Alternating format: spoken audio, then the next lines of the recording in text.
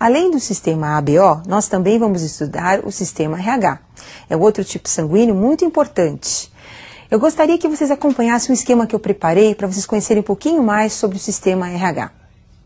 O fator RH foi estudado quando perceberam que injetando o sangue do macaco, que vocês estão observando aí, do rhesus, quando a hemácia do rhesus foi injetada no coelho, perceberam a produção de anticorpos do tipo anti-RH. O anti-RH produzido foi devido à presença do antígeno, conhecido como fator RH por causa do rhesus. Percebemos que quando misturamos hemácias de uma pessoa com o soro anti-RH, ocorre aglutinação, quer dizer, as hemácias ficam grudadas. Como as hemácias estão grudadas, essas pessoas são chamadas de positivas. Da mesma forma, quando você pega uma pessoa, o sangue de uma determinada pessoa, e mistura com anti-RH e não tem aglutinação, então nós chamamos essas pessoas de negativas. Então, as pessoas positivas aglutinam o seu sangue em presença do anti-RH, porque elas apresentam o fator RH. As pessoas negativas não aglutinam o seu sangue, porque existe a ausência do fator RH. Agora, e como é que fica a transfusão de sangue no caso de pessoas positivas e negativas?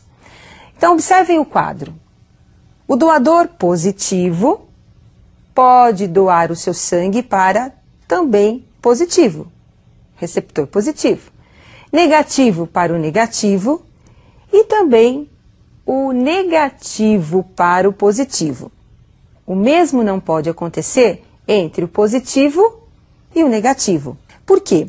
Imagine uma situação, uma pessoa negativa, ela não tem o fator RH, ela recebe um sangue positivo com o fator RH. Esse fator RH é considerado antígeno pelo receptor. E esse receptor passa a produzir o anti-RH, a aglutinina anti-RH, que é o anticorpo.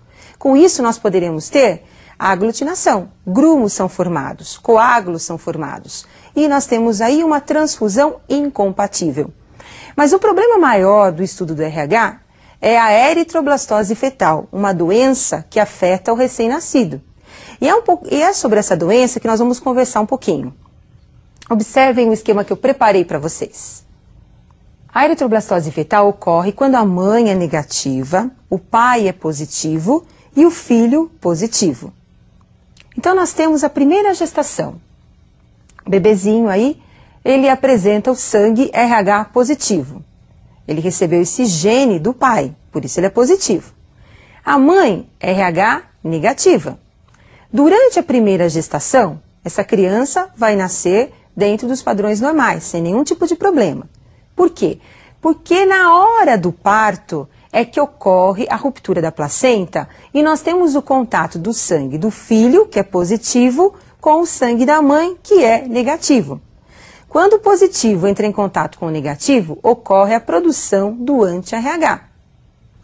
Esse anti-RH produzido na primeira gestação foi produzido após a saída do bebê. Então, o primeiro bebê não foi afetado. Mas numa segunda gestação, o anti-RH começa a ser produzido em maior quantidade e vai ser levado para o segundo filho, através da placenta. Se o segundo filho for positivo, como o exemplo que nós colocamos aí para vocês, o anti-RH produzido pela mãe durante essa gestação vai ser levado através da placenta para o filho e vai provocar a destruição das hemácias do filho. Essa destruição leva a várias consequências, desde uma surdez até a própria morte do bebê. Esse quadro é o que nós chamamos de eritroblastose fetal. Então, pessoal, olha, então não pode esquecer, a eritroblastose fetal só vai acontecer quando a mãe é negativa, o pai é positivo.